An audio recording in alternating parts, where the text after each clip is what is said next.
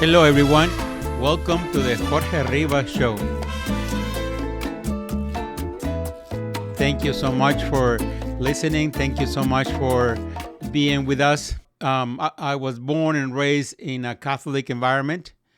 And now that I'm older, whenever I go to church, I do appreciate quite a bit when a priest, when a pastor incorporates today's issues, today's the problems that we have in today's society, they get incorporated into the sermon. So, in the dispute that happens not too long ago between Pope Leo and President Trump, I didn't take it personal.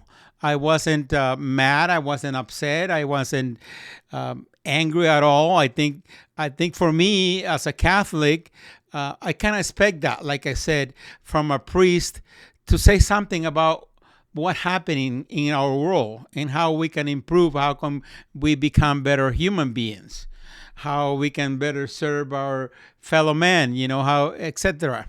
But I know that in the social media, it got a lot of attention.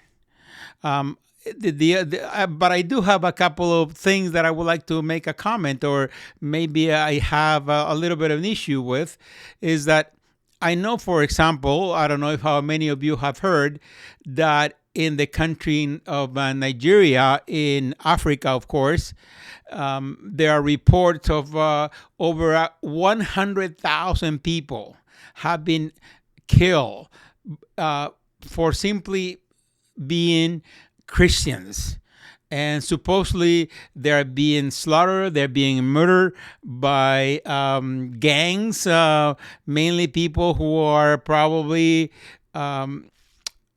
radical Islamists or something along those lines. But I haven't heard anything from the Pope condemning the killing of so many innocent people, so many innocent Christians.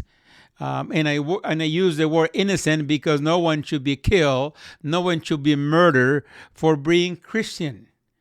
So if the Pope has an issue with the war going on in the Middle East, why doesn't he have a big issue with what's happening in Nigeria?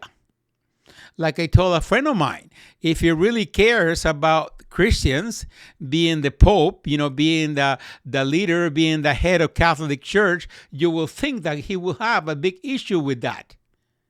And if I was him, I will be talking about that every week. If I was him, I will be sending I believe it's called the Swedish Guard. Those guys in fancy uniforms with 2,000, not 2,000, but maybe a couple 100-year-old spheres. That's what the right word for it is. Like big old stick with the. How about if he send them to Africa and protects Christians? I know that President Trump is not the perfect president. I know nobody's perfect, but I think he's doing an awesome job when he is trying to make or come to an agreement with Iran about getting rid of the nuclear. They don't have nuclear weapons per se, but they are working on that.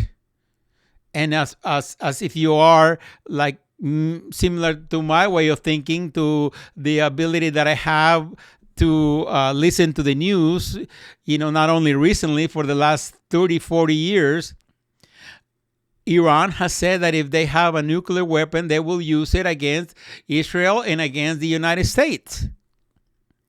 And like I tell my friends, when they say that they will use it against America, they're not simply saying they will use it against a particular group of people, like Caucasians or blacks or whoever. No, that it's going to be everybody. I mean, there'll be Latino, there'll be Native Americans. We're all going to be gone. We're all going to be turned into dust immediately. So are we supposed to say, let's play nice with them? Well, the last few presidents, they have been very nice to them, and nothing has really happened. So I think we should be blessed. We should be thankful that now that we have a president that is really, like we say in Espanol, has the cojones to do something about it. And I'm not upset that there is a dispute between him and the Pope, but I think each one of them in their own world, I think they're all doing a great job. But in this case, I think President Trump is really has stepped up, and not that I'm surprised about it, because I know and I knew what kind of man he is. But again, as a Catholic, as a Christian, I don't want anybody to be dying. Not only Christian, but also Muslims or any person in particular. To me, it doesn't matter their religion. When it comes to killing someone or someone dying, as a human being, as a Christian, I don't want that.